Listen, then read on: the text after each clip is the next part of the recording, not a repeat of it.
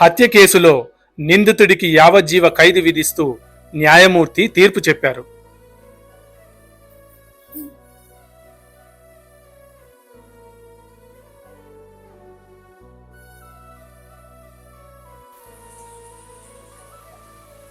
మెమ్మెందుకు phone చేస్తున్నట్టుంది. ఎందుకు చేసిందో first మాట్లాడు. ఏంటి ఈయనకి ఏ టైంలో పడితే ఆ టైంలో ఫోన్ చేయొద్దని చెప్పాగా, మళ్ళీ ఎందుకు చేస్తున్నారు? చిచ్చి, ఎన్నిసార్లు చెప్పినా బుద్ధి మారదా? ఇవాళ సండే కదా, అలా బయటికి వెళ్ళి షాపింగ్కి వెళ్ళి మూవీకి వెళ్ళి బయట తినొద్దామని అనుకుంటే మూడంతా పాడు చేసావు. ఈయనకి ఇస్తున్నా ఫోన్, ఏం మాట్లాడుకుంటారో మాట్లాడుకోండి, నాకెందుకు. వారం క్రితమే కదా మాట్లాడింది, మళ్ళీ ఏం కొంపలు మునిగిపోతే నేను ఫోన్ చేశావు? సరే చెప్పు, ఏంటో విషయం.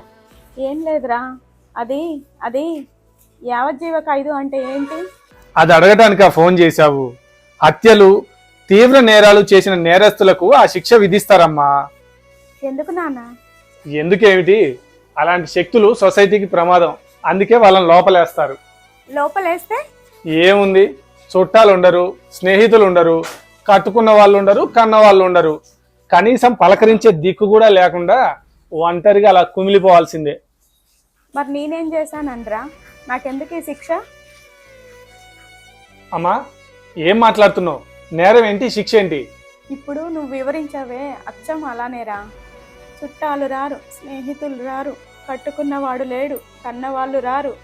ఈ ఒక్క గదిలో ఒంటరి శిక్ష నేను అనుభవిస్తున్నానురా. ఈ గదికి ఇనుప చువ్వలు లేవన్న మాటే కానీ ఒంటరి శిక్ష సేమ్ టు సేమ్. అమ్మా, ఇప్పుడే వచ్చేస్తుందమ్మా.